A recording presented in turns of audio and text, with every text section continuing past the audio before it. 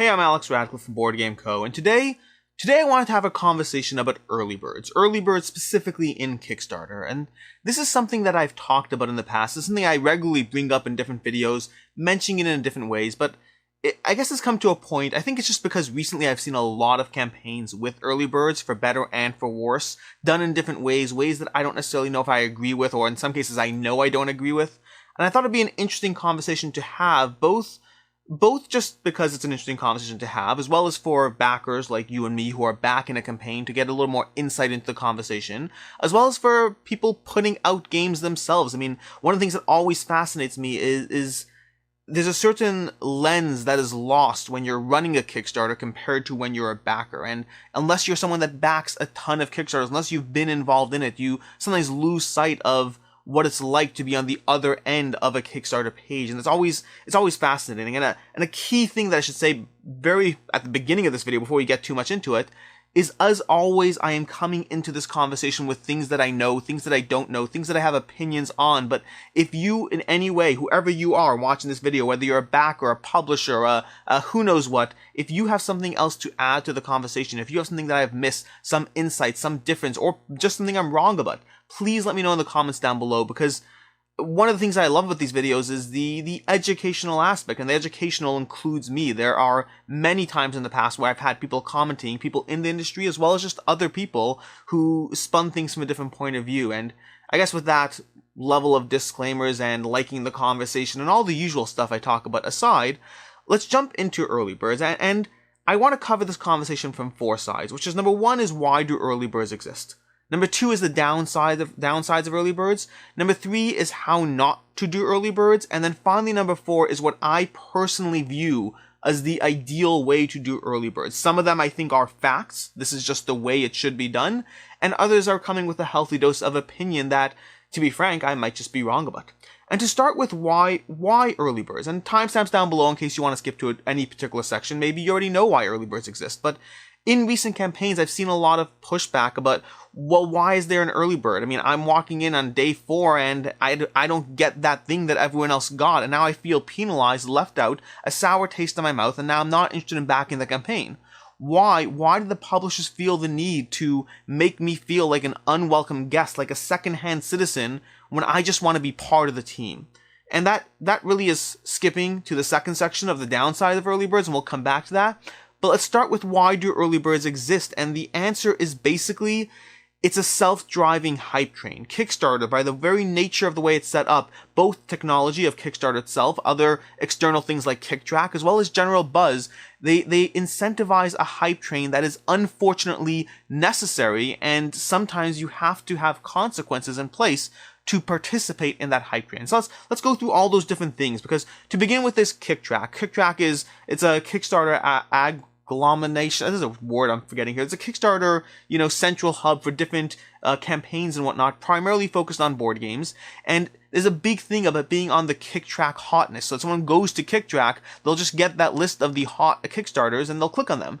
And so you want to get people on that list, but that means activity. You need campaigns that have backers commenting, people, the number of backers, the volume of the funding. There are so many different facets that go into what makes something, number 2 on KickTrack, number 3 on KickTrack. And that hype and that buzz means that when someone else goes to KickTrack, not knowing that Project X exists, they see it on the page. It is one of the best forms of marketing for a Kickstarter campaign, that people just see it. Because I, for instance, subscribe to many different feeds of knowing all the Kickstarter campaigns out there, because that's the content I do. I have to know. Many of you probably do. You watch channels either like mine or other channels that give you that rundown of active Kickstarters. But many other people don't always know. And how do you get to know if you don't follow some sort of content creator or some sort of Reddit post or whatever it is that is telling you about the active Kickstarters?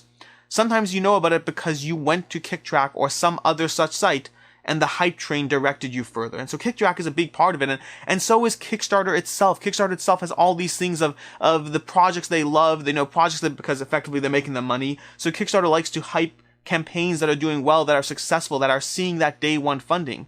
And so in order to get that hype, you have to have the day 1 funding. You can't give people the full 14 days to decide if they're on the train, because Suddenly, before you know it, you're 6 days into the campaign, you're 44% funded, people are losing interest, people are walking away, they're not emotionally invested in a project that isn't funding.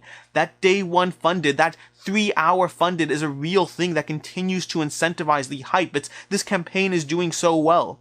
And then people follow people. I mean, I don't know if you do this, but if you are friends with people on Facebook or you follow them on Kickstarter, you can see the stuff they are backing. And again, it has that social element. Seeing day one people jumping in, you get 4 notifications that him, she, and her, and everything else is jumping onto the Kickstarter. You're incentivized to jump in. This has a whole aspect of popular buy-in is a real thing. It's something I talk about when I'm talking about the value of a campaign. That when there's enough people that clearly want a game, it falls into how well that game will do post-Kickstarter as well. General market hype, market buzz does not make a good game.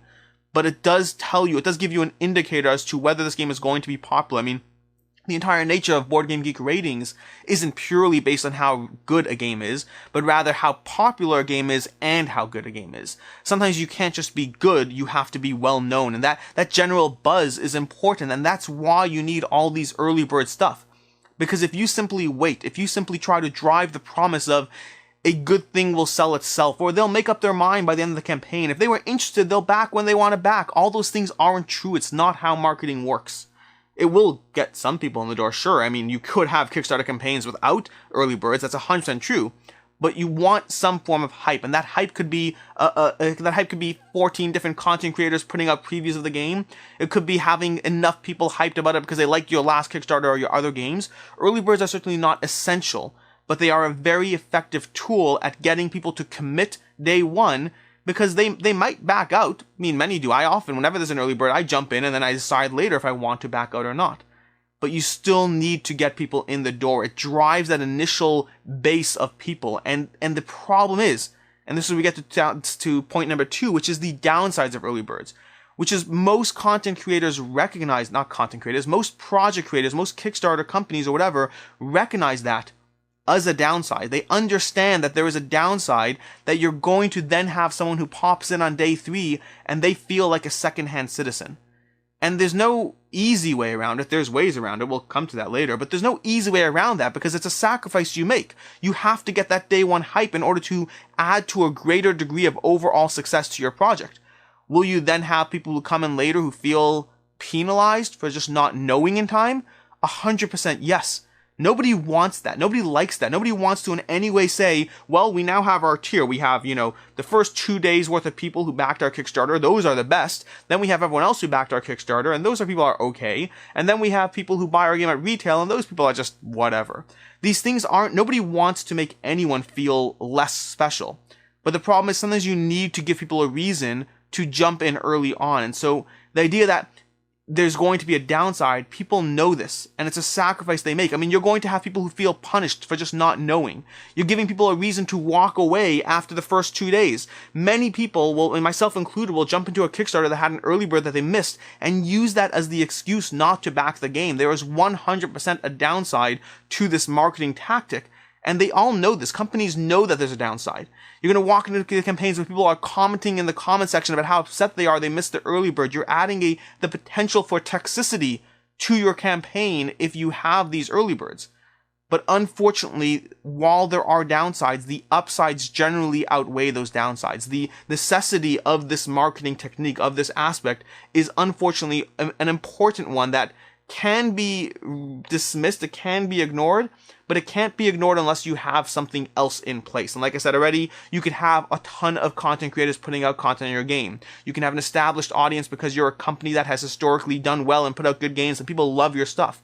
Or you can jump in with early birds or possibly something else, but you need something. You need to have a reason to bring that hype to the table, to get people in the door. And it's a sacrifice. It is a balance, and it's unfortunate. And nobody wants to make you or me feel less special for not being there, but they also need to be funded on day 2.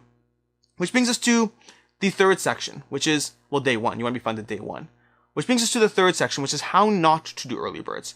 And I'm going to go through a variety of things that I've seen in early birds that are just not ideal ways to do early birds. And I'm going to go through each one as to why and why not. And I think most of these are pretty factual to a degree, meaning they're well known to a certain degree, they're accepted when you have these conversations. There's one or two of them that I wish I had more data on, but there are, and they're therefore more opinion based, but we'll go through all of these. And the first one, and this, again, there's exceptions even to the first one, but the first one is don't have limited quantity early birds. Never do things like the first 300 people who back the game get this early bird, because that is the worst form of early bird. It doesn't generate the consistent hype that you want. It doesn't generate that day one people are jumping in the door. It generates a lot of upsetness, a lot of FOMO, a lot of people who feel like they lost out, and you didn't even really benefit as hugely from that whole early day one traction that you want. All those kick-track algorithms, those Kickstarter algorithms, those people jumping in on social media talking about how they just backed in,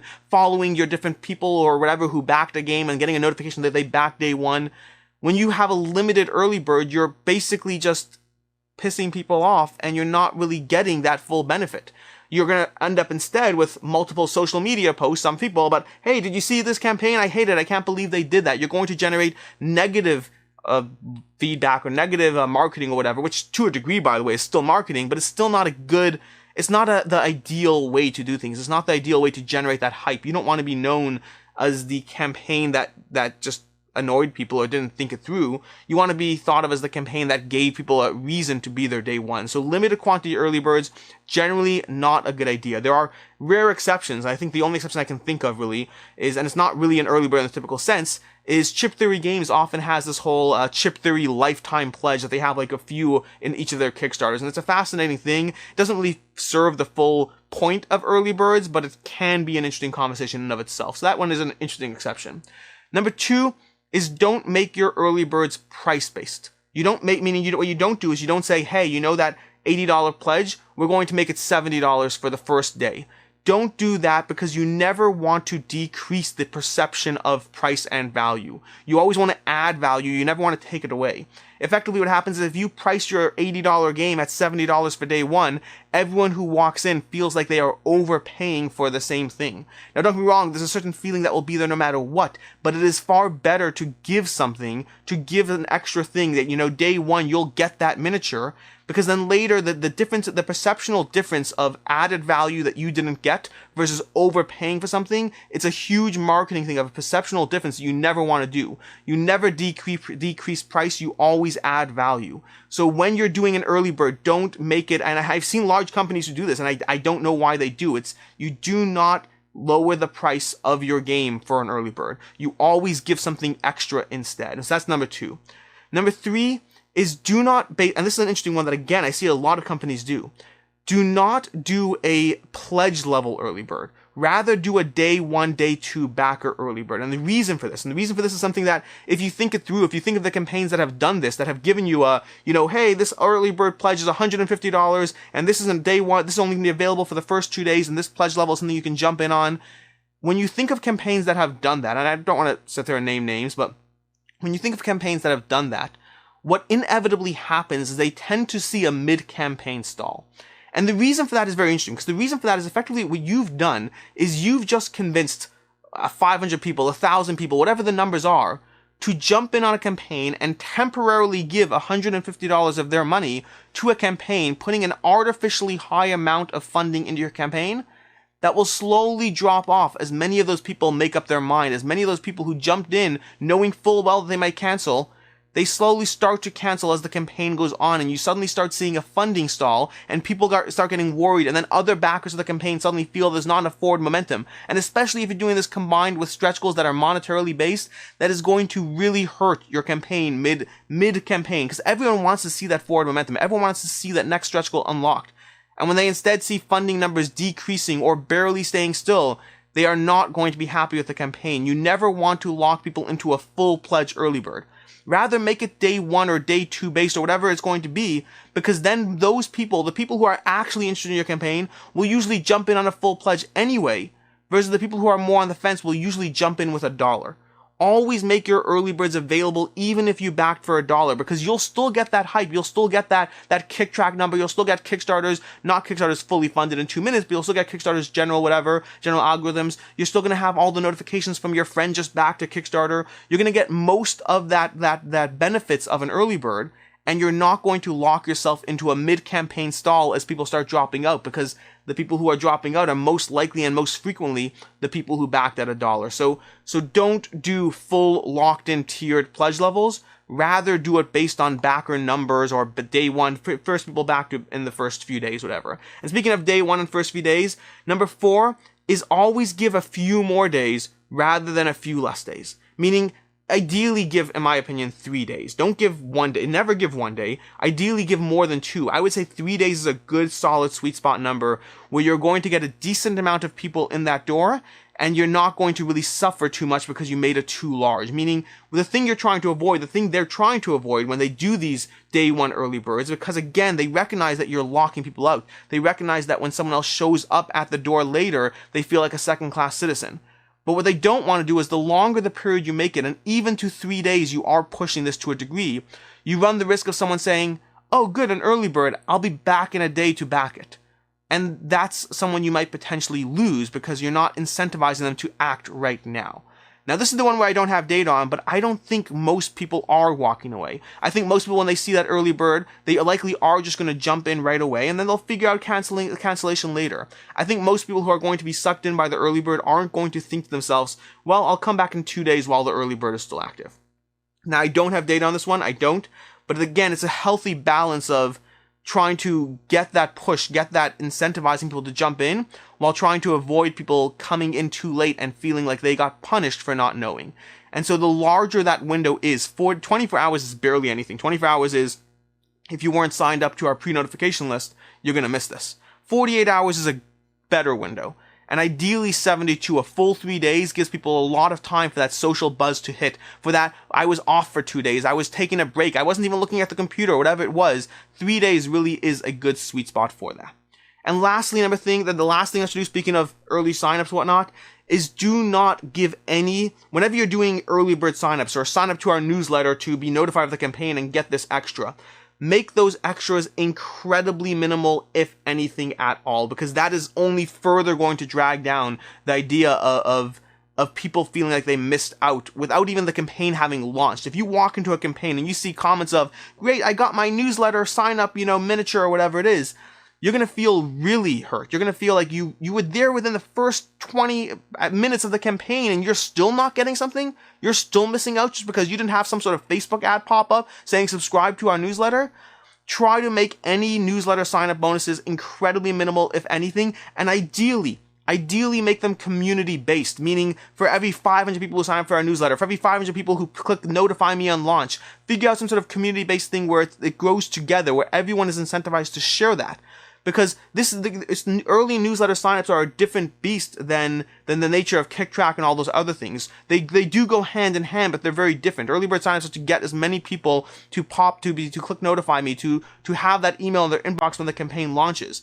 And so you want to keep those bonuses ideally community-based, and if it's not going to be community-based, if it's going to be individually based, then make it as minimal as possible. Something that is really not going to make others feel left out on.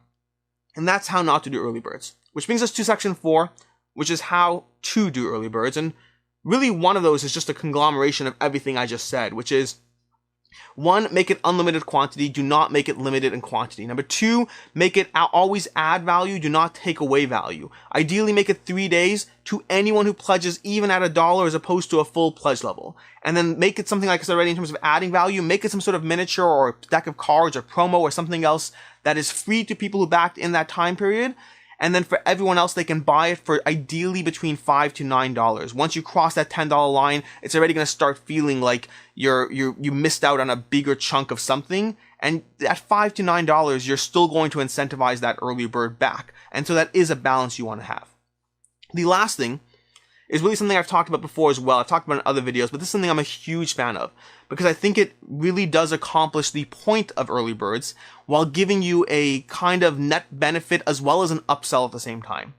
And that is, I love the idea of an early bird pledge, and something I've seen done. I think Oaths one was the first campaign I saw it done. I think ever since then, I have just told everyone I've met, do this. As someone putting out a Kickstarter, do this. It is the best way to run an early bird if you're running early birds, which is have your early bird, whatever it might be, but then also include your early bird for free in your all-in pledge. whatever your highest pledge level is, assuming you have multiple tiers, include your early bird for free in that pledge level, even if you backed on the last day of the campaign. And I think that's the best of both worlds. Because the first thing you're going to do is you're still going to get the early bird incentive for all those people who don't want to drop $150, $300, whatever your all-in pledge might be. People who want the base game are still going to want that early bird bonus without having to go all in. But then for the real completionists, the people who come in 3 days later, who realize they missed out on something, there's still a way for them to get that full value, for them to jump all in and feel like they weren't penalized for coming late. They instead were pushed to an all-in pledge, which is an upsell for you. It's a win-win. It gives the backer a way that they don't feel like they lost out by not being there day two, and it gives the creator of the project an upsell because people who might have gone for the regular pledge, in order to not feel penalized, in order to have those mental gymnastics, that psychological mind game of not feeling penalized, they might go for a higher pledge level. I think it is an excellent way to balance the pros and cons of early birds. I think that every single project creator should do it. Every time a project creator doesn't, if you're a project creator, if you're someone who's put out Kickstarter games, and you've wrestled with this problem, let me know in the comments down below what you think of that. Is that something that appeals to you, or like that makes sense? Is that something you've thought of and dismissed? And if so, why or why not? I'm curious. I really do think that offering your early bird as an early bird incentive for everyone else, and then included in the all-in pledge, regardless of when you back, I think that truly is the best of both worlds. And in that case, by the way, I think instead of being like a $5 to $10 add-on, it could even be something that's a $5 to $15 add-on. You can even up the difference, the gap, because it both pushes the upsell and doesn't make people feel left out, assuming they're willing to jump to that higher tier.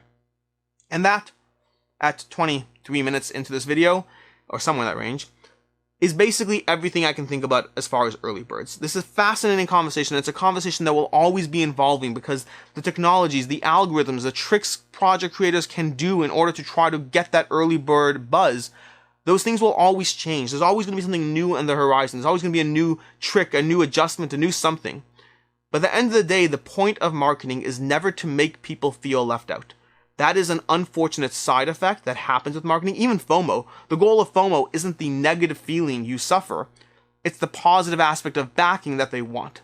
Those negative feelings are usually an unfortunate side effect of everything else. That's everything early birds.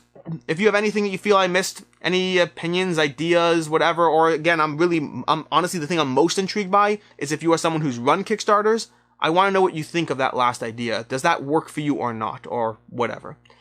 Until next time, I'm Alex Radcliffe from Board Game Co. I hope you enjoyed this conversation. I think I should name these meeples at some point. They're just useful to have in the shot when I'm talking about not specifically board games, and then I don't have to sit there and try to hunt for board games that kind of fit the topic of the conversation, but are really just incidentally in the shot. So the meeples, Larry, Curly, and Mo, or whoever they are, they're going to be in these types of conversations in general, just having fun with me hanging out. Until next time, I'm Alex Radcliffe from Board Game Co., and I hope you have a good one.